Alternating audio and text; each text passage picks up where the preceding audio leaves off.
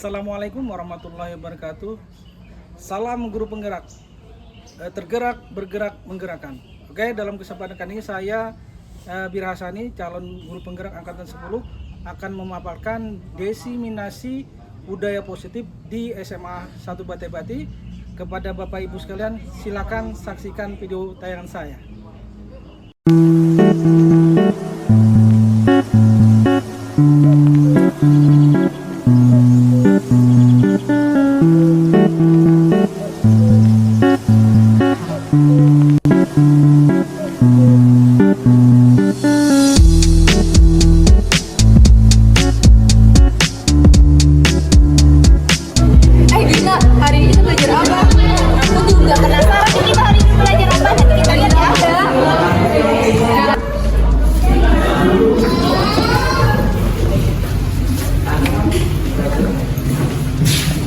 Assalamualaikum warahmatullahi wabarakatuh. Waalaikumsalam warahmatullahi wabarakatuh. Oke. Hai. Hai. Terima kasih. Ya. Sudah tahu hari ini materinya apa? Belum ya? Hari ini kita akan melakukan kesepakatan, bukan kesepakatan tentang narkoba nih ya, tapi kesepakatan kelas. Jadi hari ini Bapak undang kelas 10, perwakilan 10 orang dari kelas 10 A, 10 B, 10 C ini untuk mencetuskan, untuk merumuskan keyakinan kelas kita, sehingga nantinya kelas kita lebih berjalan dengan bagus nih ya.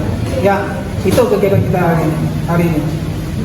Keyakinan kelas ini sebenarnya wajib dibuat oleh kelas masing-masing. Tapi sebenarnya bukan hanya keyakinan kelas, keyakinan sekolah juga harus dibuat. Keyakinan sekolah itu sebenarnya adalah keinginan guru, keinginan sekolah, keinginan murid disatukan, sehingga yang bentuknya itu sebuah aturan, sebuah kesepakatan, yang kesepakatan itu bersifat umum. Itu kalau keyakinan sekolah. Tapi kalau keyakinan kelas itu lebih khusus. Keyakinan kelas ini biasanya itu dibuat oleh guru, wali kelas, atau pengelola misalnya pengelola lab, pengelola perpustakaan, pengelola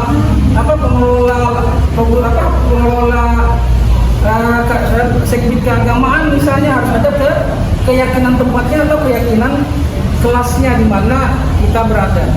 Nah, sekarang kita membuat keyakinan kelas namanya.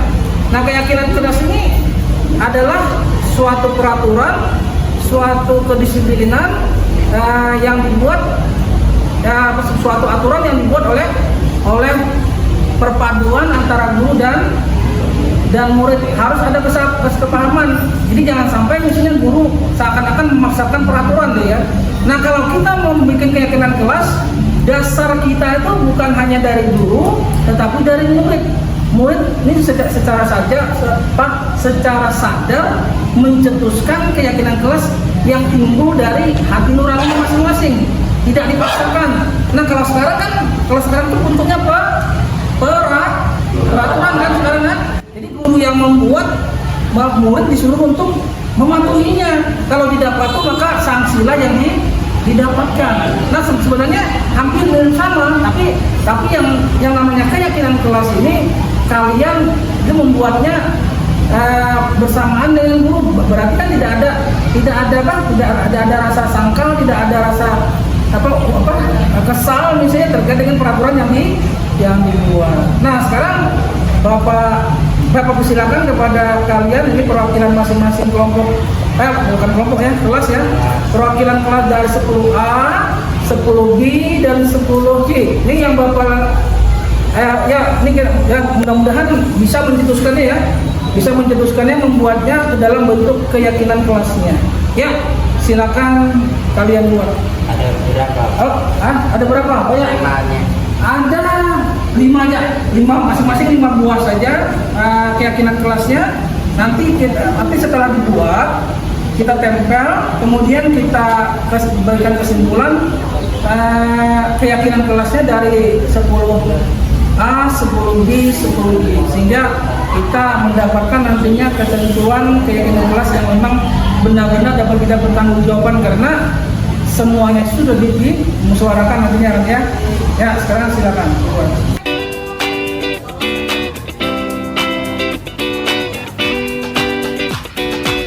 Aku ada usulan nih, kan kita memiliki kelas kan, jadinya peraturan tuh pasti ada dong, kesepakatan. Jadinya bagaimana kita membuat kesepakatan kelas? Oh ya, aku ada saran nih. Satu, keyakinan kelas dari 10A itu datang tidak terlambat dan tepat waktu. Yang lain ada usulan nggak? Aku juga ada. Ketika jam pelajaran, jangan keluar masuk kelas. Oh iya, bagus. Aku ada juga usulan nih. Apa itu ketika menjelaskan siswa diharap tenang. Oh iya, bagus tuh.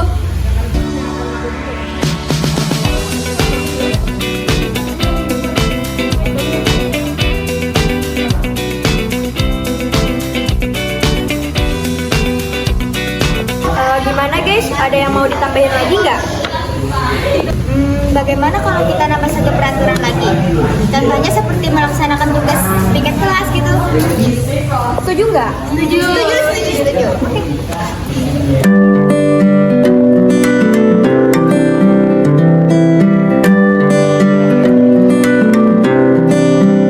Yalah, ini kita sudah membuat. Jadi menurut Bu Anika, pas aja lah ini. Masa aja. Setuju aja lah. Oke, sip. Setuju aja lah, guys. Setuju. Oke, sip berarti ya, guys.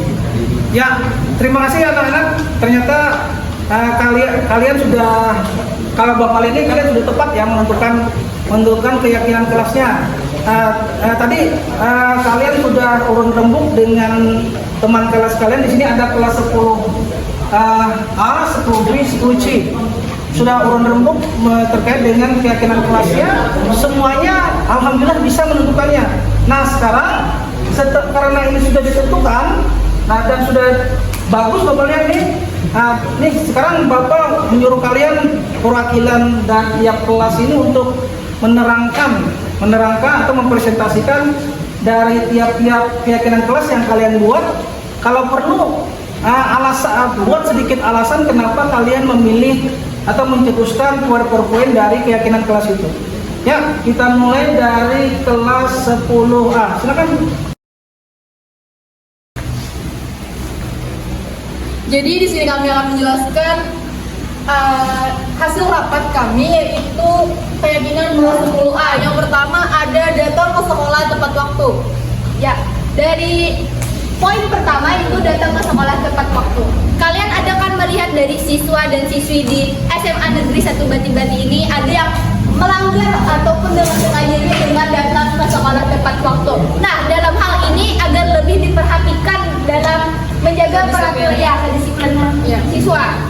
Yang kedua ada ketika jam pelajaran jangan keluar masuk kelas. Kami lihat dari teman-teman kami di kelas saat jam pelajaran itu banyak banget yang keluar masuk kelas.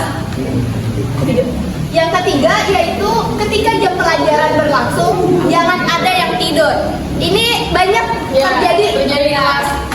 Jadi kami mencetuskan keyakinan kelas ini. Iya, terlebih di sini. Yang keempat ada ketika guru menjelaskan siswa-siswi diharap tenang. Yang kelima ada saat guru tidak di dalam kelas, siswa-siswi diharap menunggu di dalam kelas dan tidak berisik.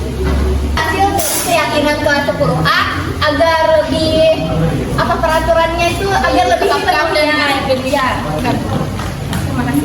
Persilakan kepada kelas 10B untuk mempresentasikan atau menyebutkan keyakinan kelasnya dan sedikit menjelaskan kenapa memilih keyakinan kelas itu.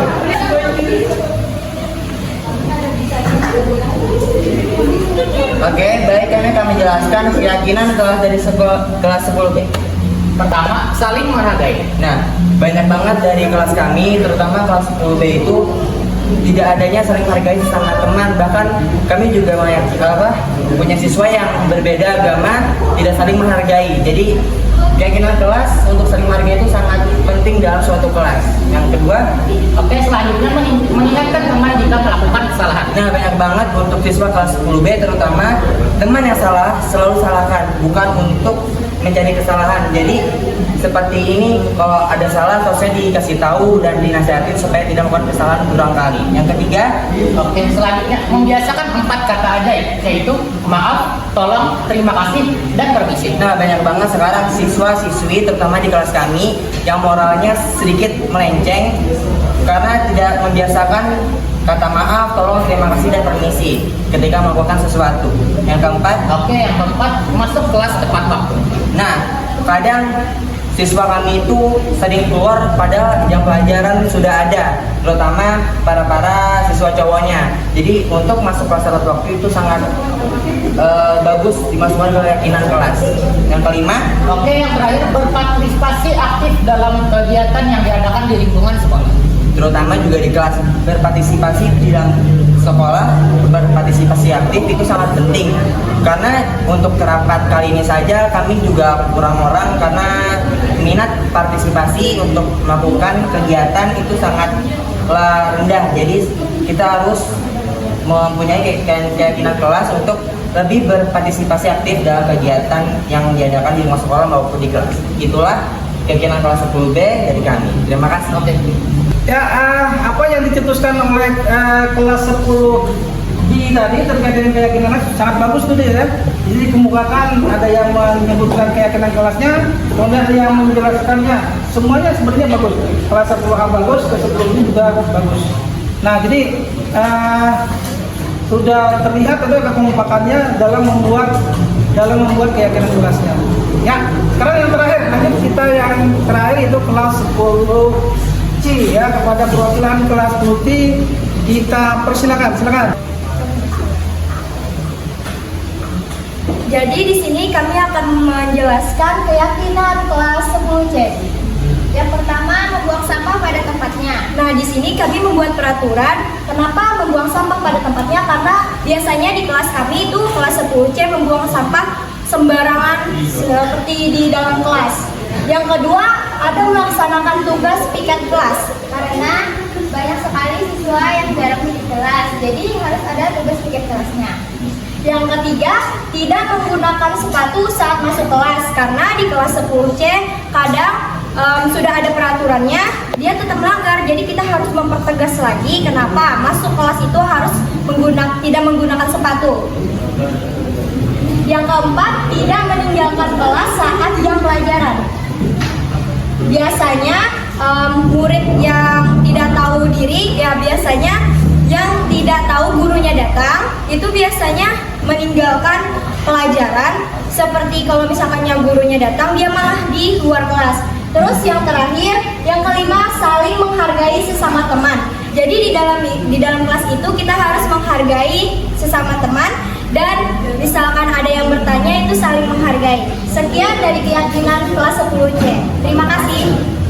Oke, semuanya alhamdulillah ya sudah bisa menentukan keyakinan kelas masing-masing dari 10A, 10B, 10C sudah menentukan dan membahas serta menjelaskan tentang keyakinan kelas masing-masing. Terima kasih ya atas perhatian kalian sehingga hari ini bisa kita sama-sama sharing, sama-sama belajar untuk menentukan keyakinan kelas kita, yang mudah-mudahan keyakinan kelas yang kita buat hari ini bisa kita kerjakan, bisa kita sepakati sesuai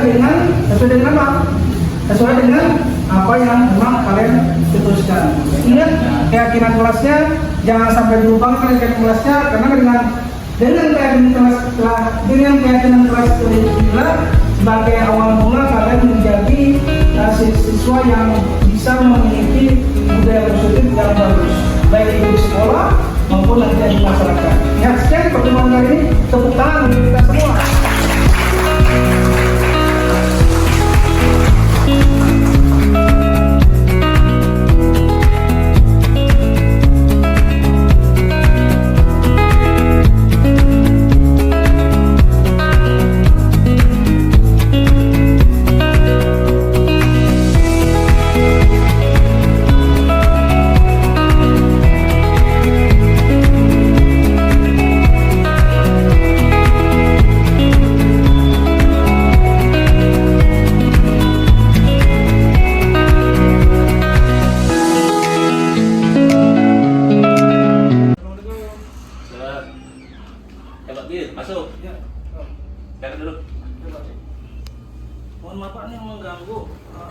kan Abang dapat tugas dari kegiatan PGP untuk melaksanakan diseminasi materi 21.4 terkait dengan budaya positif. Nah, jadi ini belum informasi Lanpian, nanti izin Lanpian untuk melaksanakan. Jadi nanti yang sasaran ulun itu Dewan Guru. Jadi Dewan Guru kepada Dewan Guru untuk menyampaikan materi budaya positif, Pak. Gimana, Pak? Ya, sip. Ini, Pak. Berarti kita bagus Pak ya, Pak Bir ya. Iya, Pak. Jadi nanti mudah-mudahan Pak Bir bisa mendesainkan ke kawan-kawan guru Iya, Pak. agar disiplin positif kita bisa terapkan di sekolah kita. Iya, Pak. Tidak hanya Pak Bir aja, tapi Iya. semua guru mudah-mudahan bisa melaksanakan. Amin. Mudah-mudahan guru nanti bisa menerima materinya, Iya. kemudian bisa menyerap materinya dan bisa melaksanakan budaya positif khususnya untuk keyakinan kelas dan segitiga restitusi, Pak. Iya. Nah, kebetulan kemarin tuh saya sudah melaksanakan keyakinan kelas dengan siswa. Nah, mungkin nanti besok itu akan melaksanakan diseminasi budaya positif itu, Pak. Iya. Ya, bisa jawab, Pak? Siap. Ya. Nanti tugasnya ada Pak yang perlu sampaikan ke kawan nanti guru sebelum. nanti Bapak menyampaikan masalah kata sambutan lah prakarta terkait dengan pelaksanaan kegiatan diseminasi budaya positif itu. Itu nantinya menyampaikan sambutan atau mungkin ujangan lah Siap. terkait dengan Ya, kegiatan itu. ya. Coba, itu yang mungkin tugas Bapak ya. Ya, siap. Kami sangat mendukung itu. Mudah-mudahan tugas Pak Bir sebagai CKP lancar ya. Iya, Nanti alhamdulillah. bisa menyampaikan ke mendesiminasikan, Iya. menyampaikan ke kawan-kawan guru sehingga sekolah kita akan menjadi lebih baik. Amin. Ya. Makasih banyak, Pak. Ya, ini bisa tertangani ya. Iya, yang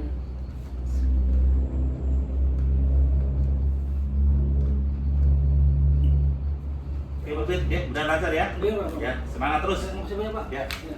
Oke. Pak, Assalamualaikum. Waalaikumsalam.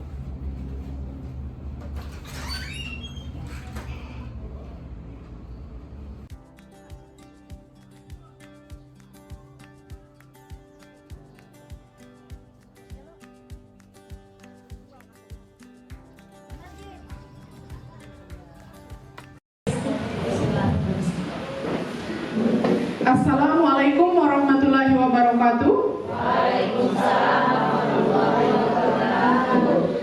Saya Nur Rusmiati SPD selaku guru SMA Negeri 1 Bati-Bati, yang mana pada hari ini kita akan melaksanakan aksi nyata diseminasi budaya positif oleh calon guru penggerak SMA Negeri 1 Bati-Bati, yakni Pak Bir Hasani SPD.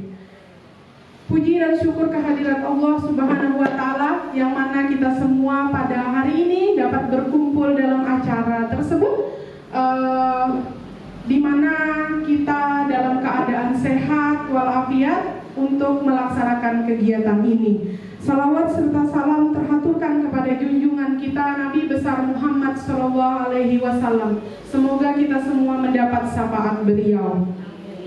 Yang terhormat Bapak Kepala SMA Negeri 1 Bati-Bati, Bapak Bir Hasani, dan juga Bapak Ibu Dewan Guru serta staf SMA Negeri 1 Bati-Bati. Baiklah, saya akan membacakan susunan acara pada hari ini. Yang pertama yakni pembukaan, yang kedua sambutan oleh Bapak Kepala Sekolah SMA Negeri 1 Bati-Bati, yang ketiga kegiatan inti, dan yang terakhir adalah bagian penutup. Untuk membuka acara pada pagi hari ini, sama-sama kita ucapkan Bismillahirrahmanirrahim. Acara kedua kita yakni sambutan dari Kepala Sekolah SMA Negeri 1 Bati-Bakti, yakni Bapak Taslim SPD MPD. Kepada beliau waktu dan tempat kami persilahkan. Baik, alhamdulillah, puji syukur yang sebanyak-banyaknya karena kita masih diberikan kesehatan atas izin Allah SWT, Tuhan Yang Maha Kuasa. Pada hari ini kita bisa berkumpul di ruangan ini. Kemudian salawat salam kita aturkan ke idola kita, junjungan kita Nabi Muhammad SAW beserta keluarga, sahabat dan pengikutnya hingga akhir zaman. Yang sama-sama kita banggakan, Pak Bir Hasani, calon guru penggerak satu-satunya sementara, kemudian mudahan selanjutnya bisa muncul Bu Fida. Dan hari ini sesuai dengan agenda Pak Bir Hasani adalah diseminasi salah satu kegiatan, yaitu berupa itemnya ada disiplin positif. Bapak Ibu, adakah di antara kalian yang sudah membuka disiplin positif di PMM? Ada ya? Ada. Bu Yati insya Allah sudah ada, sudah buka disiplin positif. Salah satu menu di PMM itu Bapak Bu, sana ada disiplin positif, pian pelajari modulnya. Di sana intinya adalah bagaimana kita menangani anak-anak yang dalam tanda kutip bermasalah. Kalau selama ini kita menangani anak dengan cara to the point, sikat bleh gitu ya. Nah di sana ada benar-benar bagaimana kita memanusiakan anak yang di menu disiplin positif. Nah pada hari ini nanti Pak Bir Hasani yang sudah menamatkan menu disiplin positif akan mendiseminasikannya kepada Bapak Ibu sekalian. Maka karena di moto dari guru penggerak adalah bergerak, tergerak dan menggerakkan. Ini filosofi yang terakhir dari Pak Bir adalah menggerakkan Bapak Ibu. Setelah Pak Bir selaku calon guru penggerak menyelesaikan modul disiplin positif, maka menggerakkan kepada kita semuanya, ke warga sekolah, yaitu agar semuanya punya persepsi yang sama dalam menangani anak-anak yang tanda kutip bermasalah. Misalnya dari bagaimana menangani anak yang datang terlambat, baju tidak rapi, tidak mengerjakan PR, sikapnya tidak baik, dan seterusnya. Di sana di menu itu dijelaskan Bapak Ibu ya. Nah nanti setelah kegiatan ini Bapak Ibu yang belum membuka menu di PMM di disiplin positif, silakan ditonton videonya, cara-cara menangani yang selama ini mungkin kita dalam kutip dengan suka dengan cara kekerasan dalam menyelesaikan masalah-masalah yang ada di siswa. Saya mencoba menerapkan disiplin positif, maka jarang ulun marah sama pian.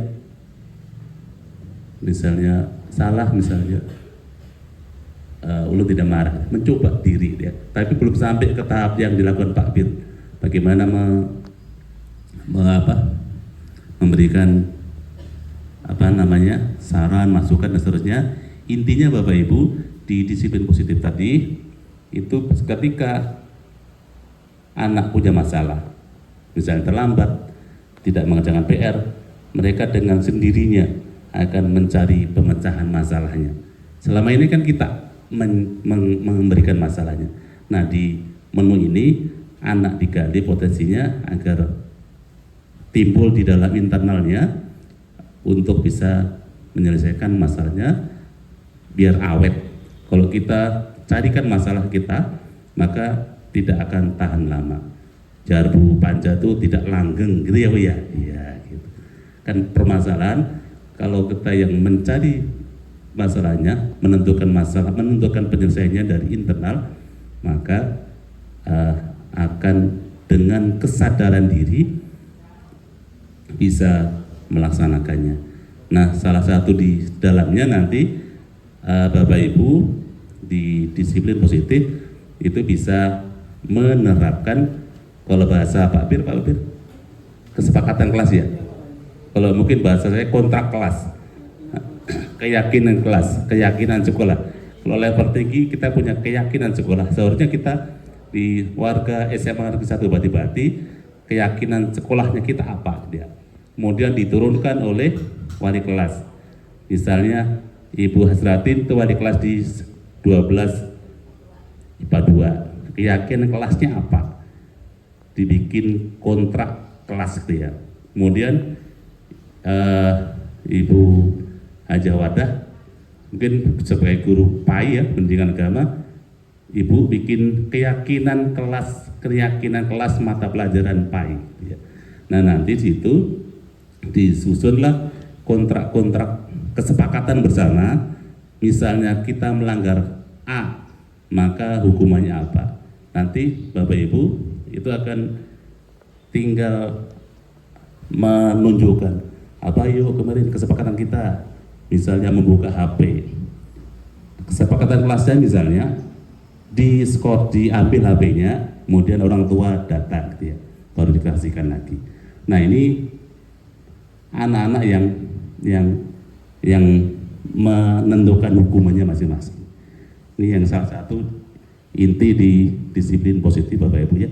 Jadi nanti mungkin tahun ajaran baru yang belum bikin kesepakatan kontrak belajar, kalau saya istilahnya kontrak belajar apa yang boleh, apa yang tidak boleh, apa yang melanggar, apa yang tidak melanggar. Itu biar bikin perjanjian kelas, setiap kelas boleh berbeda Bapak Ibu ya. Misalnya kelas 12 MIPA 1 awalnya ekstrim positif misalnya ya, itu bikin sendiri kontrak-kontraknya, nanti ditempel di dinding misalnya kelas ini loh yang kalian melanggar ini, apa pelanggarannya ini Bu, hukumannya apa ini. Jadi itu bisa di kesepakatan antar kelas tadi. Tapi nanti bikin kesepakatan juga jangan menghukum yang kategori membullying, juga nggak boleh ya. Hukuman yang bersifat mendidik, pembinaan untuk siswa, agar nanti roh dari pembelajaran kita adalah pembelajaran yang berpusat pada siswa, pembelajaran yang berpusat pada peserta didik. Di akhir lulusan nanti ketika menamatkan sekolah ini, maka kalau di bahasa itu ada students well-being, ada kesejahteraan siswa, kebahagiaan siswa. Bagaimana saya bangga lulus dari Semabat, dia punya kesejahteraan ilmu misalnya, kesejahteraan ada yang diambil dari sana gitu ya. Nah ini nanti mungkin yang akan disampaikan Pak Bir untuk lebih detailnya, nanti biar menamatkan sendiri di disiplin positif di PNM sampai dengan membuat aksi nyata.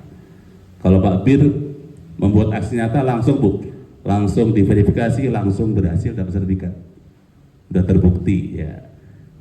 Biar bisa berguru sama Pak Bir yang luar biasa, progres IT-nya di bidang Canva luar biasa ya Bapak itu ya. Bisa berguru dengan Pak Bir ya, minta belajar dengan Pak Bir dan guru-guru TIK lainnya. Nah ini mungkin pengantar dari kami, mudah-mudahan nanti Bapak Ibu bisa menyimak diseminasi dari Pak Bir Hasani, kemudian nanti bisa mendalami lagi di penuh PNM, kemudian bisa mempraktikkannya dalam proses pembelajaran di kelas masing-masing. Terima kasih atas perhatiannya. Assalamualaikum warahmatullahi wabarakatuh.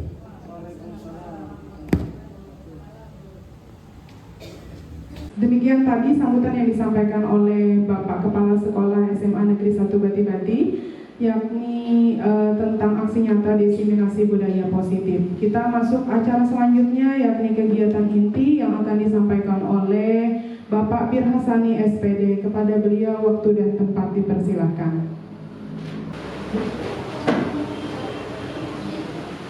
Ya, belajar, ada yang belajar berdiri ya, walaupun di rumah sudah berdiri ya. Assalamualaikum warahmatullahi wabarakatuh. Pagi. Halo. Siang. Ya, alhamdulillah. Berarti semangat aja ya. Alhamdulillah. Salam guru penggerak. Jadi yang namanya guru penggerak ini Bapak Ibu bukan ulun sebenarnya, atau bukan kakawanan ulun, tetapi yang namanya guru penggerak ini kita semua ya. Jadi yang menggerakkan, yang tergerak, yang bergerak dan menggerakkan itu sebenarnya bukan ulun, bukan anggota guru penggerak, tetapi yang benar-benar menggerakkan adalah Bu Buantian. Tepuk tangan untuk Bu Buantian ya. Nah jadi bukan berarti ulun sebagai sebagai yang menempuh pendidikan di guru penggerak ulun kisah penangnya, ya kan? Bukan ya. Jadi kita di sini berbagi sharing dengan materi yang ada di yang selama ini ulun ikuti di guru penggerak. Sudah 2,5 bulan, kurang lebih ada 16 video yang sudah ulun buat di YouTube ulun itu. Jadi selama ini ketika tidak jadi guru penggerak tidak membuat, bahkan tidak membuat YouTube. Tapi setelah ada guru penggerak bisa. Tadi ada yang jelas banyak positifnya ya, banyak positifnya. Ya. Nah ini sebagai pembukaan dulu ya. Nah sekarang sebelum kita mulai materi, Bapak di sini supaya ada pemanasan sedikit. Kalau ulun sudah pemanasan tadi ya, mulai song-song mempersiapkan, tampak baju sudah ada terlihat warnanya berbeda, ya kan? Nah sekarang kita santai dulu, kita relax dulu. Bapak Ibu silakan berdiri ya, silakan berdiri.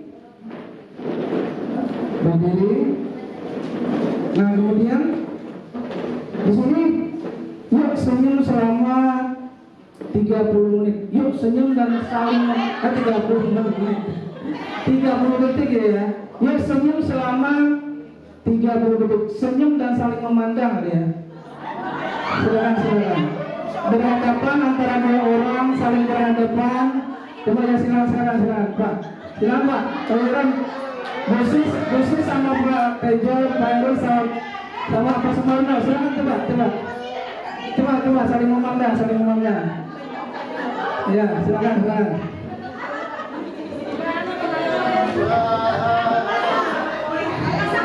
Ya, saling memandang. Senyum dan saling memandang. Sudah ya? Sudah? Ya, silakan tutup lagi. Nah, berarti sudah senyum semua gitu ya. Senyum. Ya, senyum ya. Yang namanya senyum di apik kita juga disuruh senyum. Yang tadinya tidak di pinjer atau apik ya. Keterangan kehadiran kita, Kalsel itu menerapkan apik senyum ya. Mulai pagi kita disuruh senyum, kedip-kedip mata, senyum, membiasakan. Nah sebenarnya ada maksudnya ya. Jadi yang selama ini ulun jarang terusannya senyum ketika mengajar, bahkan mungkin terlalu serius, terlalu kaku ya. Tidak ada senyumnya. Tetapi setelah ini mohon maaf, bukan mengagungkan pengajaran guru penggerak, pendidikan guru penggerak. Setelah mengikuti guru penggerak ada perubahan sedikit nih, terus terang aja ada perubahan. Dengan murid lebih rileks, tidak terlalu kalau dalam kelas. Tapi kalau misalnya memang ada yang hal tertentu yang memang ada juga bisa juga ya. Tapi mudah-mudahan akan lebih bagus lagi nanti ya. Tadi yang ulun harapkan demikian juga kepada Bapak Ibu ya. Ya. Terus ya. Nah, kesepakatan kelas kita hari ini ulun harapkan ya semuanya tadi hadir tepat waktu ya. Berpartisipasi aktif nanti, saling menguatkan, menghargai, menjaga kebersihan, ketertiban. Kemudian ulun harapkan bisa fokus dengan materi hari ini dengan cara HP-nya tidak terlalu diperhatikan ya. Jadi perhatikan materi hari ini supaya kita lebih tahu bagaimana keinginan kurikulum, bagaimana keinginan pembelajaran GP yang nantinya juga mungkin akan diikuti oleh guru-guru yang lain tadi ya. Bu Pinda tadi kan, mungkin juga nanti Bu Tia akan lulus, Bu Panca. Jadi kalau tidak salah itu bukan hanya angkatan 11, bahkan mungkin nanti angkatan berikutnya juga akan diadakan. Nah, kemungkinan besar juga akan melakukan hal yang saya lakukan hari ini, gitu ya. Ya.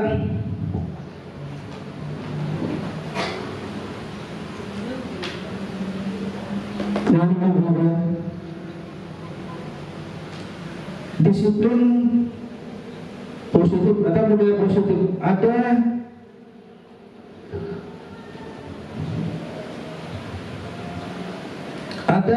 6 ya. ada 6 pembelajaran, ada 6 materi disiplin positif.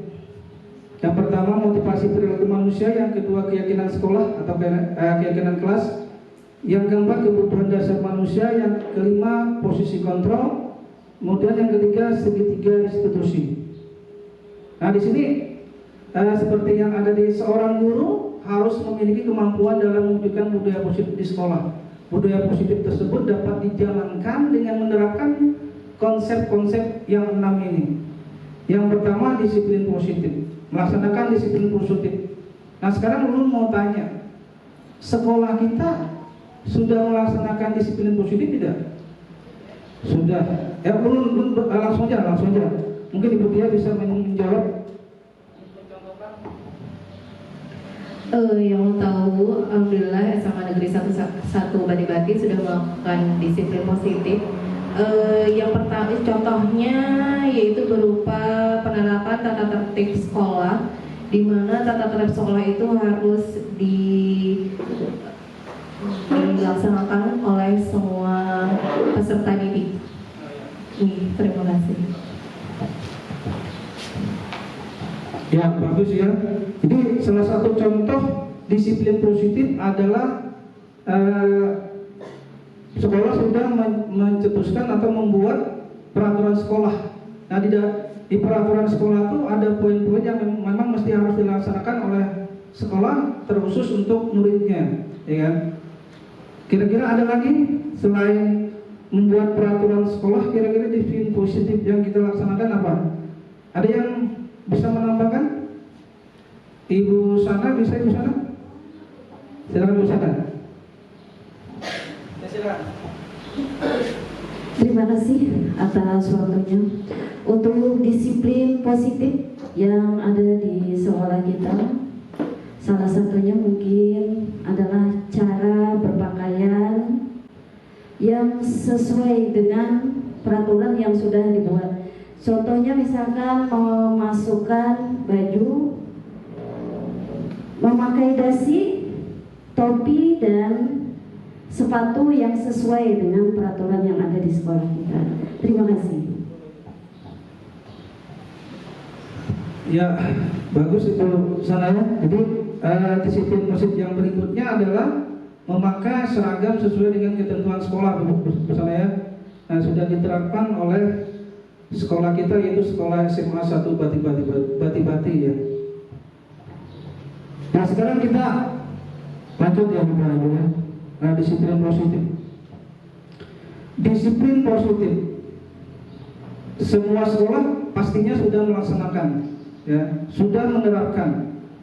Nah, termasuk sekolah kita. Nah, sekarang kita lanjut kepada mungkin pengertiannya ya. Disiplin positif merupakan suatu cara penerapan disiplin yang mengajarkan anak bertanggung jawab dan menumbuhkan kesadaran diri berdasarkan nilai-nilai kebajikan. Nah ini menurut materi ya. Nah sekarang Ulun pengen Ibu Guru juga berpendapat, selain pengertian yang dicantumkan ini, menurut Ibu disiplin positif itu apa lagi pengertiannya? Ini kan sudah ya, ini pengertiannya ini. Nah, Ulun minta pendapat lagi dari Bapak Ibu di sini. Disiplin positif, pengertian disiplin positif yang lain itu kira-kira seperti apa lagi? Ada yang bisa sebelum Ulun tunjuk? Ada yang kira-kira? Ibu Bida, silakan Bida.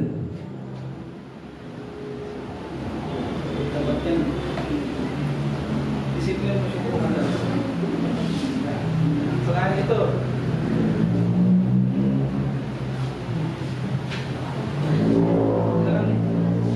Assalamualaikum warahmatullahi wabarakatuh.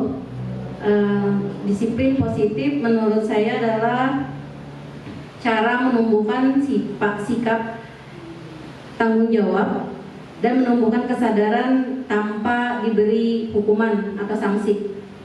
Itu yang diterapkan. Ya, terima kasih.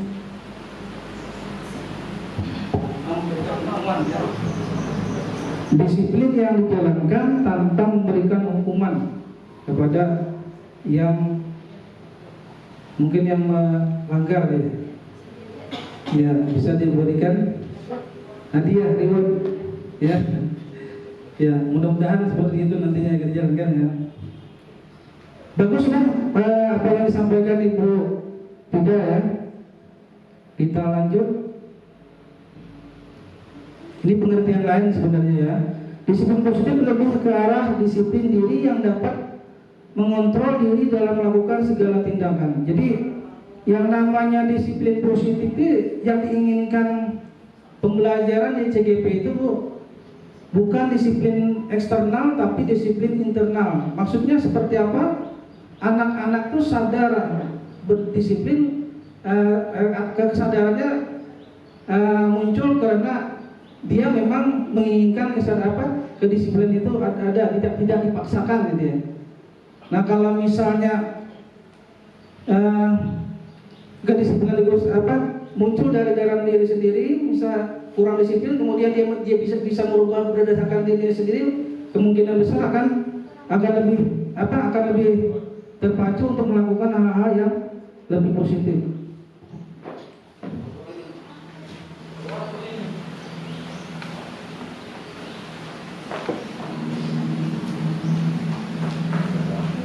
Nah, kemudian disiplin positif diri dapat membuat murid memahami dan menyadari berdasarkan motivasi internal, bukan akibat paksaan, pujian ataupun hukuman. Nah ini sebenarnya yang diinginkan tadi ya. Jadi disiplin positif dapat membuat murid memahami dan menyadari berdasarkan motivasi internal, bukan akibat paksaan, pujian atau hukuman. Jadi kesadaran dari dalam diri seseorang. Jadi ketika paksaan mungkin hasilnya jelas tidak akan menjadi lebih baik. Tapi kalau atas kesadaran diri sendiri jelas akan lebih baik nantinya hasilnya.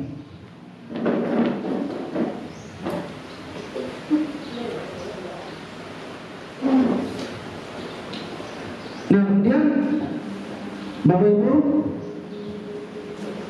6 karakter profil Pancasila yang diinginkan terkait dengan kedisiplinan atau disiplin positif itu beriman dan bertakwa, mandiri, kepedulian global, bergotong royong, kreatif dan bernalar kritis. Beriman dan bertakwa, ya kan? Salah satu contohnya kita sudah melaksanakan juga kegiatan baca Al-Quran anak-anak kita ya. Setiap pagi 15 menit sebelum mata pembelajaran itu sudah dilaksanakan. Alhamdulillah, berarti sekolah kita sudah menerapkan profil pelajar Pancasila mandiri juga. Nah, ketika kegiatan P5 kita suruh untuk membuat kewirausahaan gitu ya, sudah kita jalankan.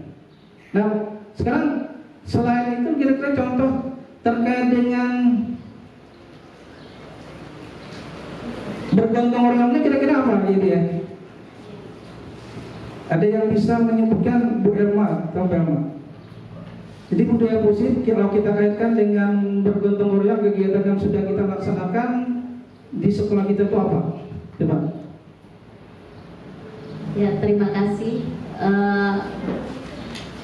Karakter gotong royong ya Pak dalam profil pelajar Pancasila itu misalnya kegiatan Jumat bersih.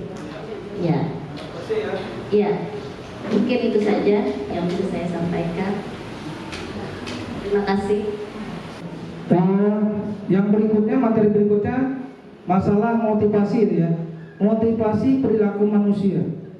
Tadi seorang anak mengerjakan kedisiplinan positif, tentunya itu tentunya motivasi itu muncul bukan hanya atas kesadaran intern tapi juga kesadaran eksternal. Yang diinginkan itu adalah kesadaran internalnya. Dia sadar sendiri dalam jiwanya untuk melakukan kegiatan tindakan positif ya. Nah, ada hal-hal yang mempengaruhi tindakan itu ya. Nah, ada tiga Bapak Ibu ya. Yang pertama,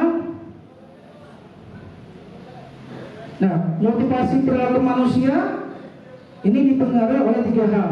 Kenapa seorang itu melakukan tindakan kenapa seorang anak itu melakukan suatu tindakan terkait dengan tindakan yang mungkin yang disuruh atau yang tidak ya. Yang pertama, motivasinya untuk menghindari ketidaknyamanan atau hukuman. Jadi misalnya ketika kita menyuruh dia menyapu di sekolah, muncul kesadaran itu apakah atas kesadaran sendiri atau suruhan, ya. Ya. Kalau tindakan itu dilakukan, pastinya motivasinya mungkin, oh saya takut kalau misalnya tidak mengerjakan maka akan kena hukuman dari ibu guru yang menyuruh. Atau pengen minta, misalnya motivasinya pengen minta diberi imbalan, atau pengen diakui, gitu kan? Pastinya ya. Jadi motivasi seorang anak, seorang manusia melakukan suatu tindakan dipengaruhi oleh 3 hal ini. Yang pertama, ketika disuruh ya takut melaksanakan karena takut diberikan hukuman oleh yang menyuruh, ya kan? Yang kedua, karena pengen dihargai, pengen diakui, ya kan? Nah itu pastinya yang terjadi bukan hanya pada anak, kita juga demikian. Kita melaksanakan PMM misalnya, takut kalau gaji kita berkurang, gitu kan? Ya kan? Hukumannya itu kan untuk mendapatkan imbalan atau penghargaan. Nah, ulun melaksanakan mungkin PGP, takut kalau kadang lulus, kalau tidak mendapat sertifikat misalnya. Tapi sebenarnya bukan itu ya, bukan itu yang diinginkan oleh kurikulum, ada yang diinginkan oleh budaya positif di sini adalah untuk menjadi orang yang mereka inginkan dan menghargai diri sendiri dengan nilai yang mereka percayai. Itu. Jadi motivasi yang ketiga ini yang memang perlu disadarkan pada anak dan juga mungkin pada diri kita sendiri ya.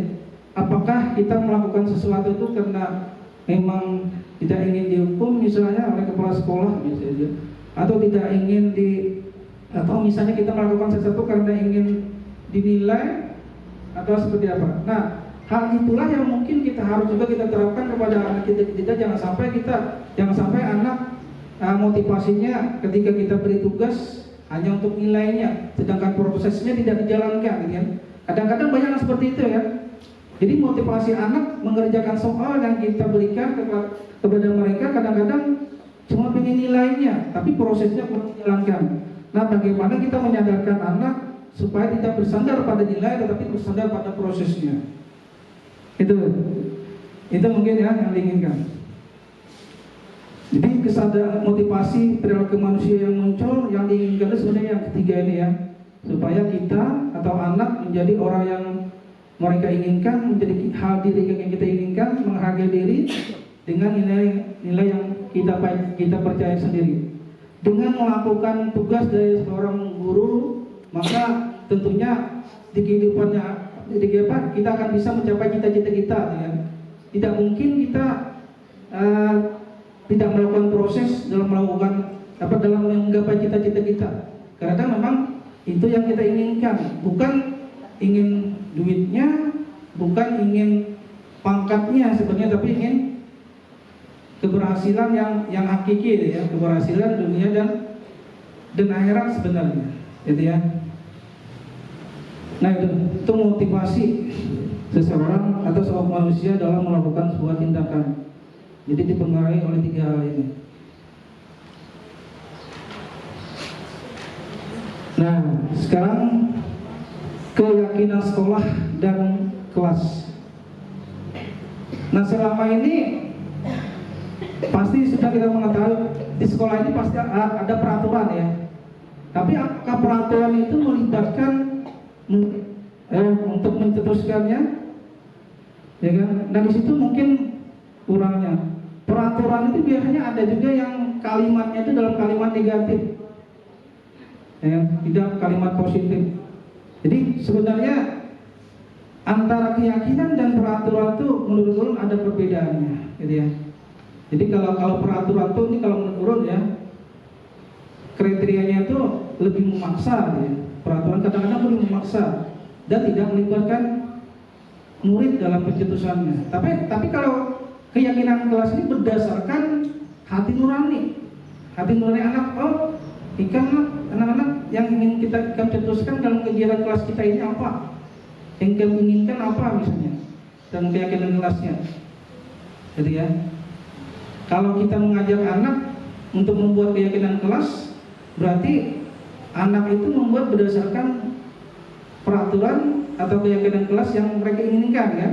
Nah, kemudian setelah mereka inginkan dicetuskan, dikumpulkan misalnya, kemudian dicetuskan dalam bentuk keyakinan kelas. Nah, akhirnya keyakinan kelas itu menjadi pedoman. Kalau yang ada yang melanggar, maka konsekuensinya bisa terkait dengan keyakinan kelas tadi. Jadi melihat. Nah, jadi yang ulun inginkan juga mungkin nanti semester nanti ya, ulun harapkan setiap guru itu, wali kelas, guru, bahkan sekolah itu membuat keyakinan kelas, ya, supaya bisa menjadi sandaran kepada siswanya. Oh, kalau aku melanggar ini, bagusnya memang ditempel di kelasnya, sehingga melihat.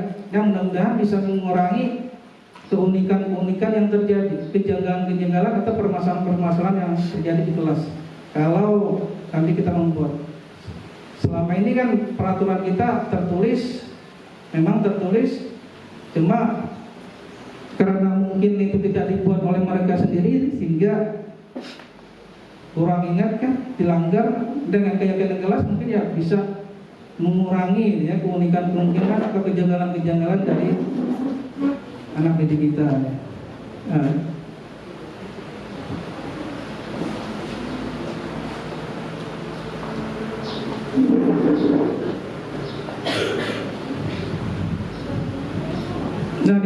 terkait dengan keyakinan sekolah dan keyakinan kelas, guru berperan dalam mewujudkan terbentuknya keyakinan sekolah atau kelas dengan adanya kesepakatan antara guru dan murid. Nah, ini yang diinginkan. Ketika kita sekarang bahasanya bukan peraturan sekolah lagi, tapi keyakinan sekolah. Bukan peraturan kelas lagi, tapi keyakinan kelas. Bukan peraturan kelas, tapi keyakinan kelas. Selama ini kan yang ada cuma peraturan sekolah, tidak ada keyakinan sekolah, tidak ada keyakinan kelas, tidak ada. Nah, yang diinginkan kurikulum merdeka yang diberitahukan dalam pendidikan guru penggerak, keyakinan sekolah dan keyakinan kelas. Ya. Nah, keyakinan sekolah diharapkan murid juga ikut andil dalam mencetuskannya. Membuat keyakinan sekolah diharapkan murid ikut andil dalam merumuskannya. Gitu ya. Bukan hanya guru berkonsultasi, kemudian diterapkan, dijulung ke orang tua membaca, diserahkan kepada murid suruh mengingat. Ya, bukan itu yang diinginkan. Ya. Keterlibatan siswa dan orang tua sekarang diagung-agungkan ya. Jadi itu yang mungkin diharapkan. Keyakinan sekolah atau kelas berupa pernyataan-pernyataan universal yang mudah diingat, dipahami dan harus ditetapkan di lingkungan sekolah. Ada juga tambahannya katanya Bu ya, bahasanya itu harus menggunakan bahasa yang positif, tidak negatif. Yang negatif misalnya tidak membolos, itu kurang tepat penggunaannya. Kalau misalnya tepat waktu, itu sudah harus tepat waktu ketika masuk, itu positif. Tapi kalau membolos, kata membolosnya itu mengarahkan kepada negatif sebenarnya sudah.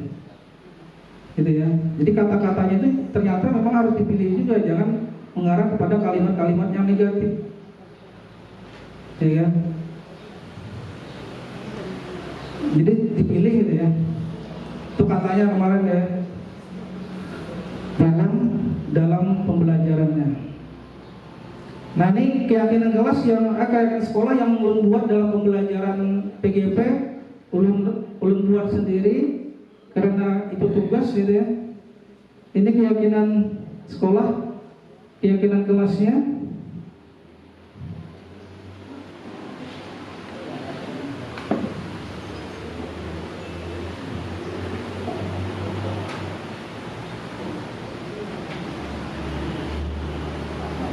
Ayo disiplin waktu.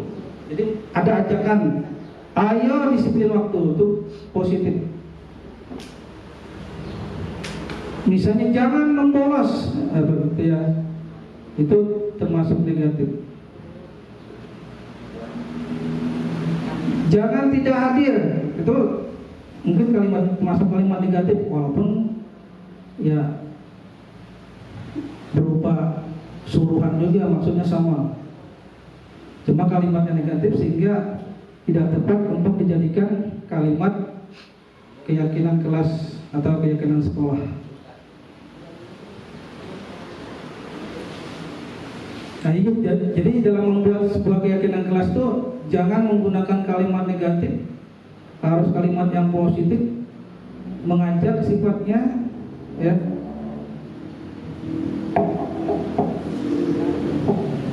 Itu mungkin kriteria yang ulun ingat ya.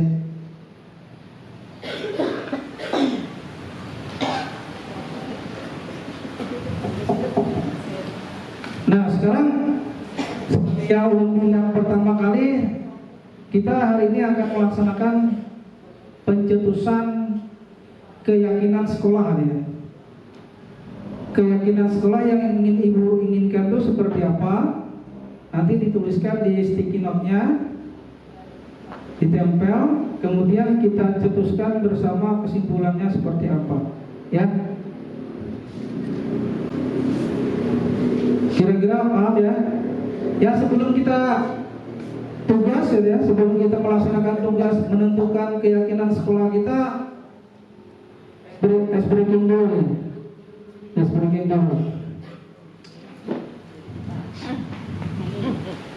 Silakan Bapak Ibu berdiri. Maaf ini nggak berdiri lagi. Ya. Ya nanti kalau ulun sebutkan selamat pagi, tepuk tangannya 3 kali ya. Kalau ulun sebutkan selamat siang, tepuk tangannya 4 kali, 3, 4. Kemudian kalau ulun sebutkan sore, tepuk tangannya 5 kali, 3, 4, 5.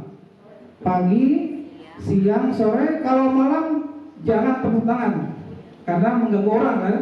Jadi jangan tepuk tangan ya. Ya. Ulang-ulang, kalau pagi tepuk tangannya 3 kali, kalau siang 4 kali, kalau sore 5 kali, kalau malam jangan tepuk tangan karena malam kan mengganggu orang. Ya. Lo menerangkan dulu ya. Silakan duduk dulu, silakan dulu. Nanti sambil lo menerangkan suruh dia tepuk tangan. Jadi ini harus ada ya. Ya, terangkan dulu sebenarnya. Kebutuhan dasar manusia.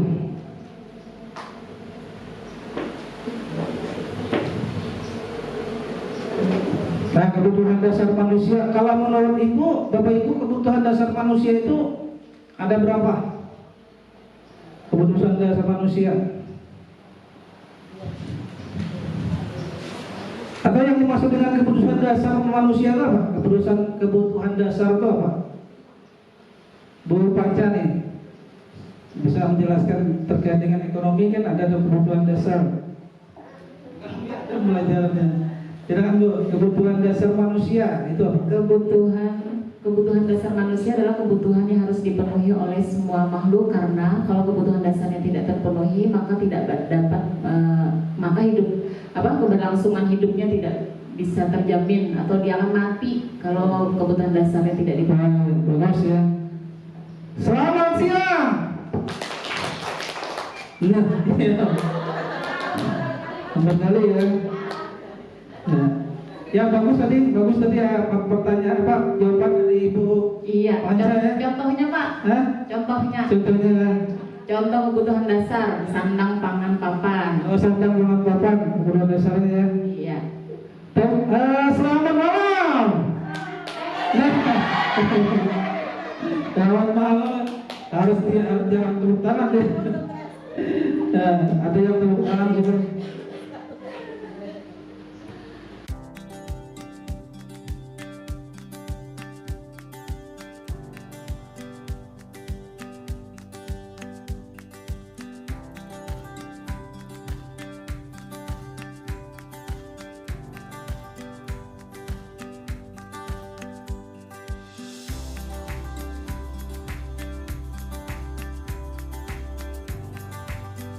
Apa yang sudah dituliskan terkait dengan keyakinan sekolah kita, silakan kita berkembang dulu, silakan.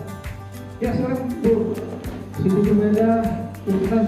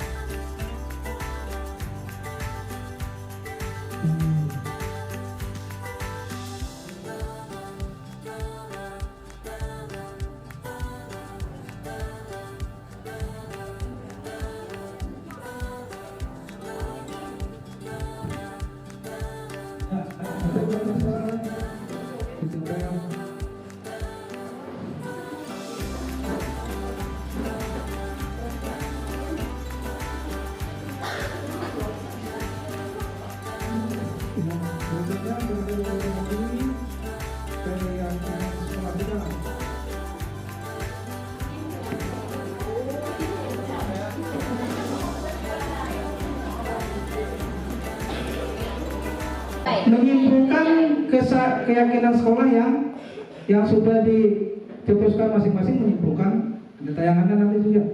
Siapa kira-kira yang menyampaikan?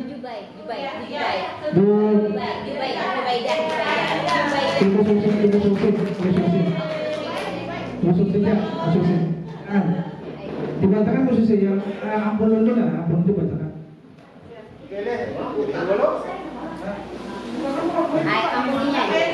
Saya akan membacakan ada beberapa contoh kesepakatan yang Bapak Ibu buat. Misalnya saya ambil dari contoh yang pertama,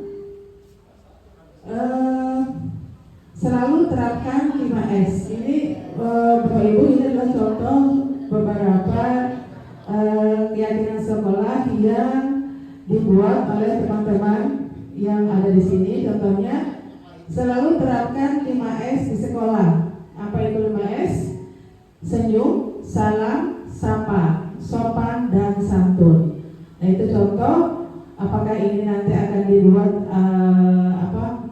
di dalam satu kesepakatan, disepakati oleh beberapa siswa dan guru ya.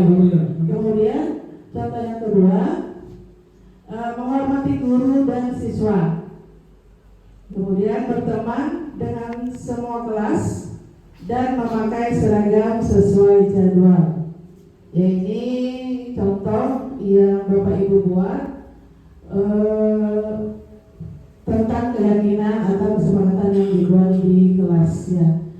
Contoh yang ketiga adalah sadar budaya tepat waktu. Kemudian menjaga penampilan selalu rapi dan menjaga sopan santun terhadap guru dan teman. Itu contoh yang boleh dimasukkan dalam keyakinan sekolah. Kemudian budaya kata tolong, maaf, dan terima kasih. Ya, Ini contoh yang sekolah juga mungkin ya. Iya. Masuk ke sekolah juga itu. Iya. Kata-kata yang sudah kita baca tadi itu bagus dan bisa dibuat dalam keyakinan sekolah. Kemudian semua guru berpartisipasi tentang disiplin siswa, mulai dari kebersihan sampai dengan seragam dan kerapian, dengan cara menegur atau belum mulai belajar. Nah ini intinya di sini menerapkan budaya rapi dan disiplin tentang seragam. Yang sama tadi ya, ada termasuk juga ya. Termasuk keyakinan sekolah. Iya, contoh berikutnya budayakan ucapan salam ketika bertemu warga sekolah. Ya, sama tadi ya. Lanjut, berkata baik dan sopan pada guru dan sesama. Ya, ini bisa dimasukkan nih Bapak. Kemudian menghargai sesama teman dengan cara yang sehat, saling mengeluarkan perilaku positif. Iya. Berikutnya, menjaga lingkungan sekolah agar selalu bersih, aman dan nyaman. Menjaga lingkungan sekolah, ya. Ini bisa nih dimasukkan dalam keyakinan sekolah. Contoh berikutnya, pembiasaan baca Al-Quran sebelum memulai pelajaran. Nah ini sudah kita laksanakan Pak. Kemudian berdoa sebelum dan setelah selesai kegiatan pembelajaran. Nah ini bagus ya. Contoh keyakinan sekolah. Ya. Kemudian menghargai orang yang lebih tua. Iya. Kemudian menjaga toleransi antar siswa dengan menghargai dan menghormati setiap keyakinan agama masing-masing. Nanti berhubungan dengan toleransi. Berikutnya keyakinan sekolah. Keyakinan terhadap kemampuan semua murid untuk belajar dan berkembang bersama dalam mencapai tujuan pendidikan. Ini umum ya, Mbak ya. Ini masuk di visi misi. Kemudian keyakinan sekolah, contohnya mencakup keyakinan terhadap kemampuan semua murid untuk belajar dan berkembang. Ya, itu umum juga. Ya. Jadi dari beberapa contoh yang sudah teman-teman buat itu mungkin ada hampir semuanya ya bagus-bagus Pak ya. Mungkin dibuat dalam contoh dalam keyakinan yang akan disepakati nanti. Dan kemudian ada contoh yang mungkin ini sudah disepakati Pak Bir Hasani bersama dengan murid-murid ya. Ini keyakinan sekolah atau keyakinan kelas? Keyakinan sekolah. Oh, keyakinan sekolah. Berarti kesepakatannya dengan itu dengan murid ya. Dengan murid. Ya, ini Bapak Ibu contohnya yang sudah dibuat dan sudah disepakati, yakni ini Bapak Ibu kata-katanya.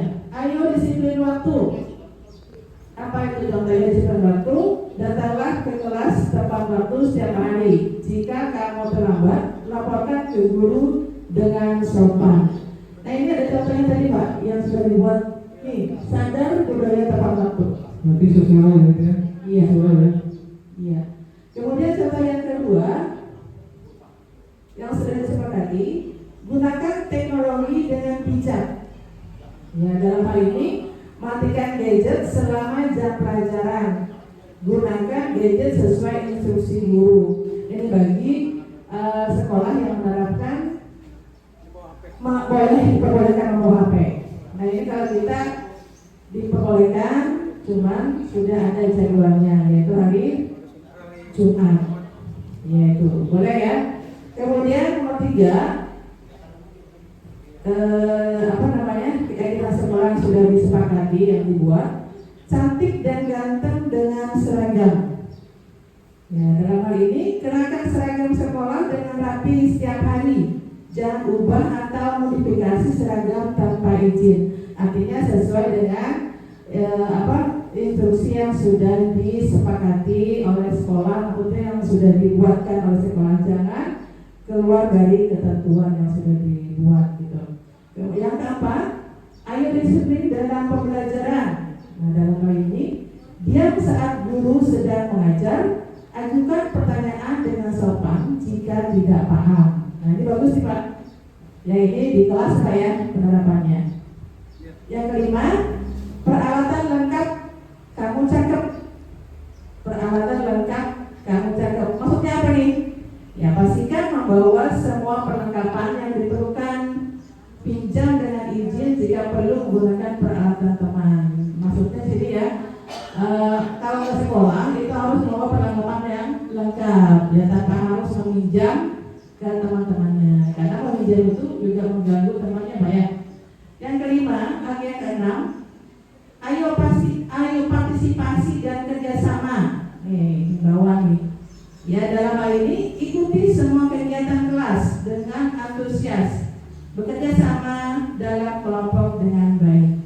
Ya ini ajakan kan? Oke, kesepakatan yang ketujuh atau apa tadi Pak? Keyakinan ya, keyakinan ketujuh, jaga kebersihan dan kerapian. Ya dalam hal ini jaga kebersihan kelas dan meja masing-masing, buang sampah pada tempatnya. Ya kata-katanya tidak menjudge ya, tidak menggunakan kata-kata yang di bawah tadi Pak ya. Yang ke-8 adalah ajukan, ayo kerjakan tugas dan PR. Ayo kerjakan tugas dan PR. Selesaikan tugas tepat waktu. Setiap siswa dimohon agar dapat bertanggung jawab atas PR yang diberikan. Nah itu Bapak Ibu, kesepakatan keyakinan sekolah yang sudah dibuat oleh Pak Idil Hasani, yang mungkin sudah disepakati bersama dengan siswa-siswa di kelas.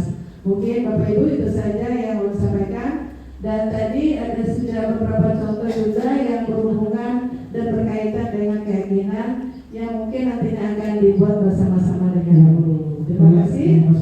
Assalamualaikum warahmatullahi wabarakatuh. Terima kasih Bu Susi telah menyampaikan kesimpulan dari keyakinan sekolah kita.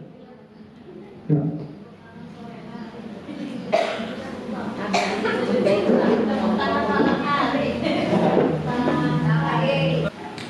Assalamualaikum warahmatullahi wabarakatuh. Selamat pagi. Tepuk tangannya mana? Ya, seharusnya tepuk tangan nanti ya. Dan nanti ulang-ulang ada ya. Kalau nggak siang, ini harus tepuk tangan, itu yang mengembirakan kita. Sambil menjelaskan ada tepuk tangannya. Pagi semua. Ya. Materi yang berikutnya adalah kebutuhan dasar manusia. Ketika seorang murid melakukan suatu perbuatan yang bertentangan dengan nilai-nilai kebijakan atau melanggar peraturan, hal itu sebenarnya dikarenakan mereka gagal memenuhi kebutuhan dasar mereka. Nah itu Bapak Ibu ya. Jadi sebenarnya kenapa sih ada anak yang bermasalah misalnya di kelas, mungkin kebutuhan dasarnya, kebutuhan dasar anak itu tidak terpenuhi di rumah sehingga melakukan pelanggaran. Nah kebutuhan dasar itu apa saja? Lanjut Bu. Yang pertama kebutuhan bertahan hidup. Mungkin ya, ketika seorang mencuri, seseorang mengambil makanan misalnya di warung murang, itu kan dasar kenapa mereka melakukan itu ya karena ingin bertahan hidup. Nah ketika kita mengetahui misalnya orang mencuri, langsung ditampar, langsung dipukul, ya mungkin kurang tepat juga. Nah demikian juga ketika kita menghadapi masalah di kelas kita, ada misalnya anak yang tidur ya, atau ada anak yang mengambil makanan ketika di istirahat, misalnya ada siswa yang mengambil makanan siswa yang lain. Mungkin kebutuhan dasarnya karena memang di rumahnya itu mamanya kadang terlalu bisa memasakkan masakan yang mungkin dikehendakinya. Nah ini kadang anak makan itu tapi tetap dibuatkan, nah sehingga kadang makannya kemudian mengambil makanan mengambil makanan yang lain. Kemudian itu kan bertahan hidup pastinya ya. Kemudian kebutuhan akan kasih sayang. Kenapa misalnya seorang anak pun mengambil makanan teman yang lain, mungkin dia pengen diperhatikan, pengen diperhatikan dengan temannya tapi dengan cara yang negatif, supaya diberikan teguran mungkin oleh temannya atau oleh gurunya. Dengan diberikan teguran, kemungkinan mereka itu merasakan kasih sayang di situ. Sementara kenapa kenapa hal itu mereka lakukan? Kemungkinan besar di rumah ketika datang, maksudnya ya sedatang-datangnya anak tanpa ditegur, ya apa anak tadi belajarnya. Nah sama mungkin masalah-masalah lain seperti itu. Jadi kebutuhan kasih sayang kadang-kadang membuat seorang anak itu bertindak ke bukan positif tapi negatif, jadi untuk memenuhinya. Ya. Kemudian kebutuhan penguasaan. Nah, misalnya ada yang berbuat masalah itu pengen diakui dia, aku pangharapnya misalnya pengen diakui, penguasaan. Cuma seorang guru mungkin bisa memberikan alternatif lain. Kalau misalnya penguasaan, bisa aja anak itu disuruh jadi ketua kelas kan misalnya, sehingga aspirasinya menjadi penguasa itu tersalurkan. Atau disuruh misalnya menangani kelompok atau menangani sikbit di kelasnya, sikbit keamanan kah, yang kurang tahu, atau sikbit apa ya, yang melibatkan dia sebagai ketua. Nah akhirnya kebutuhan dasar terkait dengan penguasa yang terpenuhi, itu mungkin jalan keluarnya. Kemudian kebutuhan kebebasan, ingin bebas, ya. Kemudian kebutuhan kesenangan. Lanjut ya, ada contohnya ya, kita lihat contohnya. Nah ini Ibu Siti Juleha atau Ibu Siti Jubaidah, misalnya guru wali kelas 10B sedang bingung menghadapi ulah salah satu murid kelasnya, si Tommy atau si Rama misalnya. Beberapa anak telah mengeluhkan Tommy yang sering meminta bekal makan siang mereka dengan paksa. Jika Anda menghadapi situasi seperti Ibu Siti Jubaidah, apa yang akan Anda lakukan? Menurut Anda kira-kira apa alasan Doni melakukan itu? Lanjut. Nah, alasan yang pertama, karena ia lapar dan orang tuanya tidak membawakannya bekal makan siang, maka kebutuhan dasar yang sedang berusaha dipenuhi oleh Tommy adalah kebutuhan bertahan hidup. Jadi maksudnya dia karena makanannya itu aja menonton, karing misalnya dia. Nah, jadi yang kedua, karena ia merasa senang temannya jadi memperhatikan dia. Ketika temannya melaporkan tindakan itu pada gurunya dan gurunya memberitahu orang tuanya sehingga orang tuanya jadi memperhatikan dia, maka kebutuhan dasar yang sedang dipenuhi Tommy adalah kebutuhan kasih sayang. Jadi ketika membuat masalahnya dia, supaya orang tuanya itu peduli pada dia. Jadi kebutuhan kasih sayang berarti yang pengen dia penuhi dia. Lanjut. Karena temannya jadi takut dengan dia menuruti keinginannya, maka sebetulnya Tommy sedang berusaha memenuhi kebutuhan dasar akan kekuasaan. Jadi mengambil makanannya supaya mereka itu takut dengan anak atau dengan siswa ya. Nah, berarti ingin kekuasaan berarti.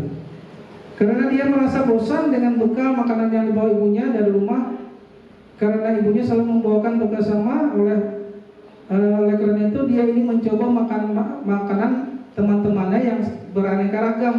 Maka Tommy sedang berusaha memenuhi kebutuhan akan kebebasan.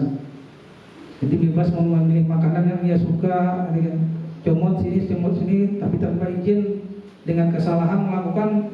Nah, jadi tujuannya untuk mencari kesenangan. Lanjut.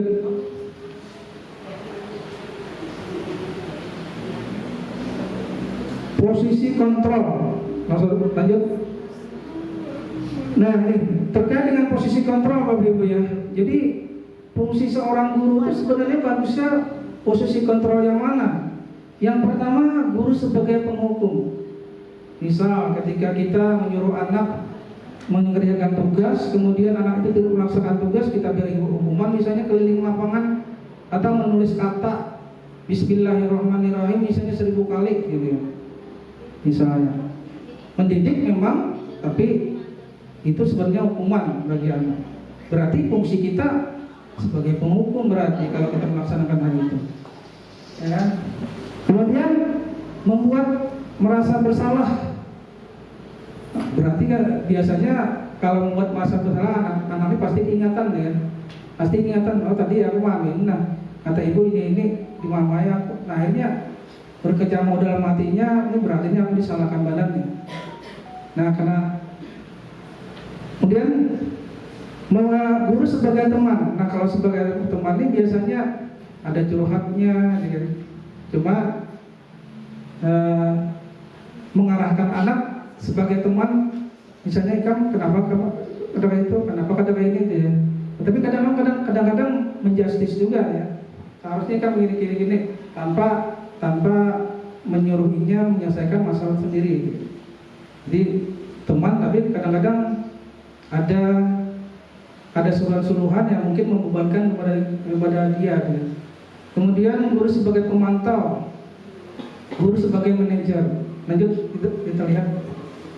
Nanti ada 5 fungsi kontrol yang bernama penghukum, pembuat rasa bersalah, teman, pemantau, manajer. Nah, kalau yang penghukum membuat rasa bersalah itu biasanya itu terkait dengan identitas gagal, katakan identitas gagal ya, kontrol dari luar. Jadi kontrol dari luar itu kita sebagai orang yang selalu mengarahkan, gitu ya, tidak pernyataan-pernyataannya juga nih guru berbuat ya, menghardik. Kalau penghukum itu sifatnya menghardik, gitu ya, menunjuk-nunjuk, menyakiti, menyindir, kan? Itu tuh kalau sifat posisi kontrol sebagai penghukum. Jadi kata-kata yang keluar biasanya menghardik, menunjuk, menyakiti, menyindir. Kemudian guru berkata, kata-kata yang diucapkan, kalau kamu tidak melakukannya, awas ya, rasakan nanti. Atau kalau kamu tidak melakukannya, kamu jangan turun. Atau misalnya terlambat ya, kemudian disuruh tidak mengikuti sekian jam. Itu berarti penghukum. Ya. Kemudian hasilnya seperti apa yang biasanya terjadi kalau kita berada di posisi penghukum? Anaknya biasanya banyak yang memberontak, menyalahkan orang lain dan berbohong, kebanyakan seperti itu. Nah kemudian kalau membuat rasa bersalah, yang diperbuat guru berceramah, biasanya mengatakan seharusnya kan kayak ini, nah soalnya ibu kecewa dengan kan kalau kayak ini ya itu. Kemudian kalau perkataannya biasanya kamu seharusnya sudah tahu, ibu lelah sekali mengatakan ibu stres ya, gitu. Itu berarti membuat merasa bersalah. Hasilnya bagaimana? Biasanya anak itu menyembunyikan, sangkal, biasanya menyangkal ya, biasanya juga berbohong itu. Itu hasil yang jelas nyata. Tidak, kalau di sini kalau misalnya kita berposisi sebagai guru yang membuat merasa bersalah. Sebagai teman, yang diperbuat guru ya membuat alasan-alasan untuk muridnya.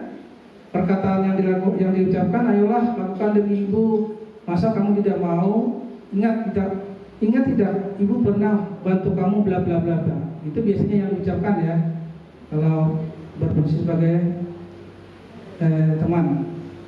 Nah hasilnya anak ketergantungan dengan kita kalau kita melakukan posisi sebagai teman. Oh kayak bu kalau ini, jadi kalau ada masalah kita datang. Itu salah juga ternyata ya kalau posisi sebagai teman. Kalau ada masalah kayak kita datang, itu salah juga berarti kan. Sebagai pemantau, guru berbuat yang dilakukan guru berbuat atau yang dilakukan guru menghitung dan mengukur. Ada konsekuensinya biasanya, ya ada ukurannya. Kalau ikan kayak ini, makanya hasilnya kayak ini. Kalau ikan rajin hasilnya kayak ini. Itu pemantau. Ada konsekuensi dari apa yang diperbuat oleh anak. Hasilnya bagaimana? Menyesuaikan diri bila diawasi. Jadi kalau misalnya kita awasinya bisa jangkal, kan di situ. Tapi kalau misalnya karena diawasi, kembali kepada keunikannya lagi. Ini kan kembali kepada keunikannya lagi. Ya, kalau kita bertindak sebagai pemantau. Nah sekarang kalau kita bertindak sebagai manajer, yang dilakukan guru biasanya mengajukan pertanyaan-pertanyaan. Apa gerangannya? Kenapa ikan terlambat nak? Oh dia begadang tadi karena main TikTok semalaman misalnya. Apa peraturan guru berkata apa yang kita yakini, kemudian apa yang kamu lakukan itu sebenarnya pernah ibu lakukan, gitu kan? Tetapi untuk memperbaikannya menurut kamu seperti apa nak, gitu kan? Gitu ya. Jadi kemudian hasilnya bagaimana? Menguatkan pribadi. Nah jadi ketika kita melakukan posisi sebagai manajer, kadang-kadang biasanya anak tuh menguatkan dirinya pribadi. Jadi mahayal di rumah, oh jual-jualan yang dikatakan ibu Nadila. Bagusnya memang aku ini lebih rajin pak, kalau misalnya aku udah rajin nanti. Tapi itu timbul di benaknya, berpikir aja sholat. Jadi introspeksi dirinya akhirnya. Tapi kalau kita persalahkan, gitu ya, kalau kita berikan hukuman bukan malah sadar dia, malah mendendam akhirnya. Nah itu ya. Itu yang diinginkan kurikulum ya. Posisi kontrol kita sebenarnya yang diinginkan itu sebagai manajer. Di antara kelima posisi kontrol tersebut sebaiknya seorang guru menggunakan posisi kontrol sebagai manajer. Jadi sifatnya memfasilitasi, mengarahkan, menyuruh anaknya memecahkan masalah sendiri, bukan guru. Kayak apa nak? Kalau ikan tadi terlambat, kira-kira mengatasi terlambat kayak apa nak? Jadi beri solusi berdasarkan berdasarkan keinginannya, gitu ya, berdasarkan tindakan yang diinginkan, bukan berdasarkan keinginan kita. Yang kebanyakan keinginan kita, kita harus melakukan ini, sementara anak dalam hatinya jengkel, gitu kan. Jadi kita arahkan supaya anaknya sendiri yang memecahkan masalahnya sendiri. Kemudian posisi kontrol restitusi sebagai manajer. Guru dapat bersama murid, mempersilahkan murid bertanggung jawab dan mendukung murid agar dapat menemukan solusi. Nah, jadi posisi kontrol yang dihubungkan dengan manajer ini adalah posisi kontrol yang dilakukan pada segitiga restitusi. Gitu ya. Jadi kalau kita sudah melaksanakan segitiga restitusi, maka berarti posisi kita sebagai manajer di situ. Selamat siang. Kurang. Selamat pagi. Pas. Lanjut. Posisi segitiga restitusi. Lanjut. Tahapan-tahapan dalam segitiga restitusi. Yang pertama menstabilkan identitas, yang kedua validasi tindakan yang salah, yang ketiga menanyakan keyakinan. Lanjut. Nah ini contoh menstabilkan identitas dilakukan berdasarkan prinsip bahwa pembuat kesalahan adalah bagian dari proses pembelajaran yang nantinya akan menggeser identitas gagal ke arah identitas sukses. Kita langsung kepada contohnya aja. Jadi dari contoh itu, video yang ulun share kemarin itu sebenarnya itu contoh dari pelaksanaan segitiga restitusi yang ulun lakukan. Seperti apa? Maka contohnya dalam bentuk video itu sama-sama kita saksikan ya. Ya.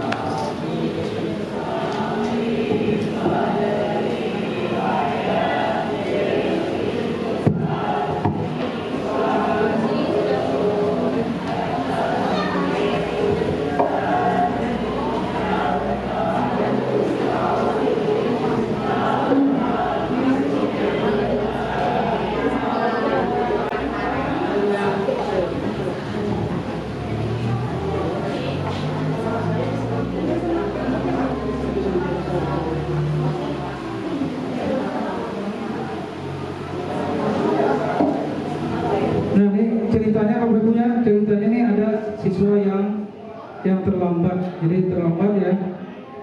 Jadi dari keterlambatan itu kemudian besoknya dipanggil,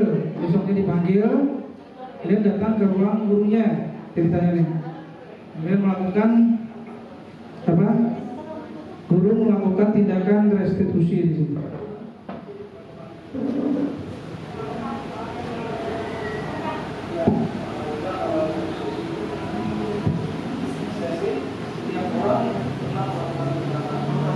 Nah ini namanya menstabilkan identitas. Di skip dulu, di skip, jadi hentikan dulu.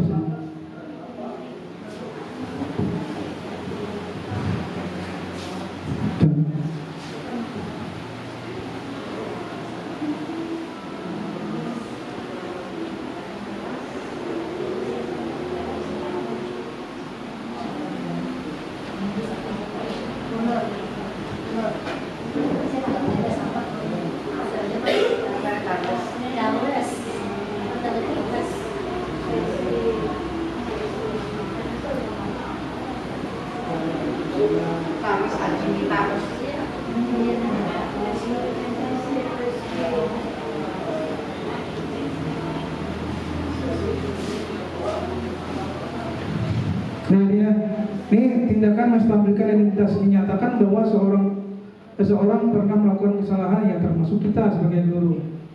Nah kemudian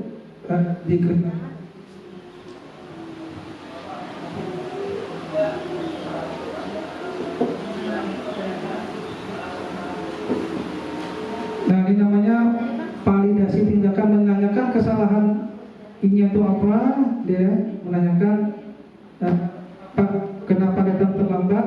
Jadi bukan mempersalahkan, tapi menanyakan alasan itu apa. Kita cari sebabnya.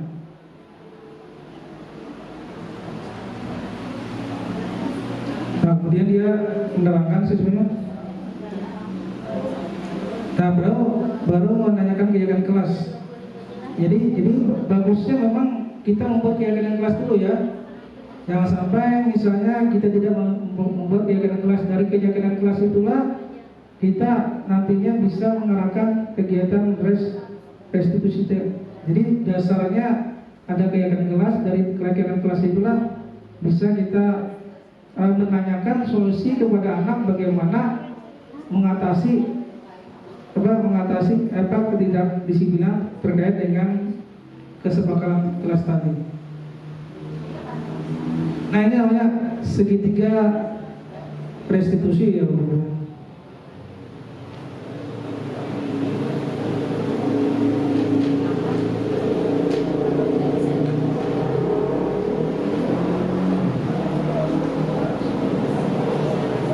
Menanyakan solusi juga kan. Jadi menanyakan keyakinan kelas yang mana yang sudah melanggar keyakinan kelas yang mana, kemudian guru mengarahkan murid untuk melakukan solusi sendiri, pemecahan masalah sendiri. Nah,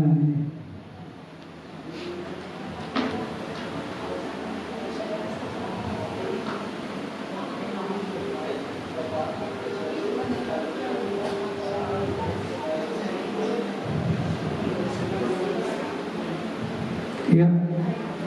Nah ini ya. Jadi ada identitas, validasi tindakan yang salah, dan apa yang tadi? Yang terakhir adalah menanyakan keyakinan kelasnya, meyakinkan keyakinan kelasnya seperti apa, solusinya seperti apa. Ya, ini cuma pendapat ya, pendapat yang diutarakan siswa berhubungan dengan tindakan restitusi yang seorang guru lakukan. Ini tugas saya waktu di modul 1.4. Ya cukup Bu Rusmi.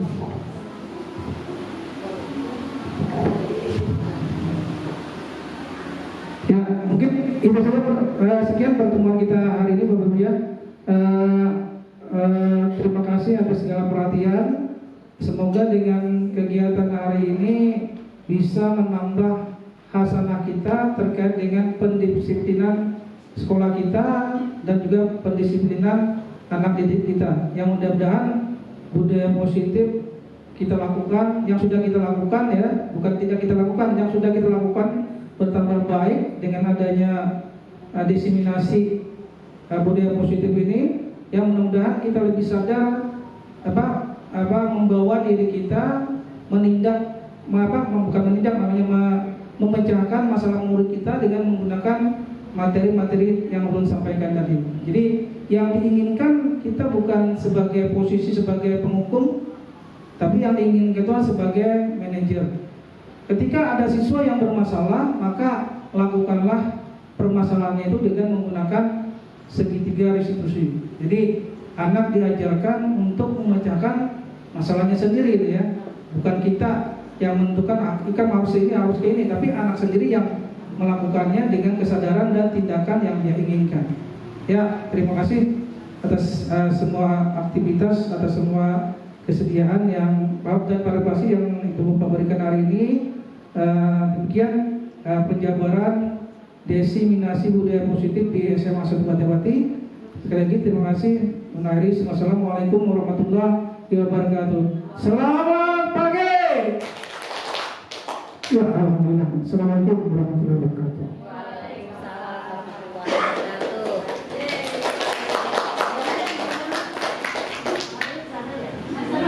Demikian tadi kegiatan inti yang disampaikan oleh Bapak Bir Hasani tentang aksi nyata diseminasi budaya positif yang tentunya banyak sekali memberikan manfaat bagi kita semua.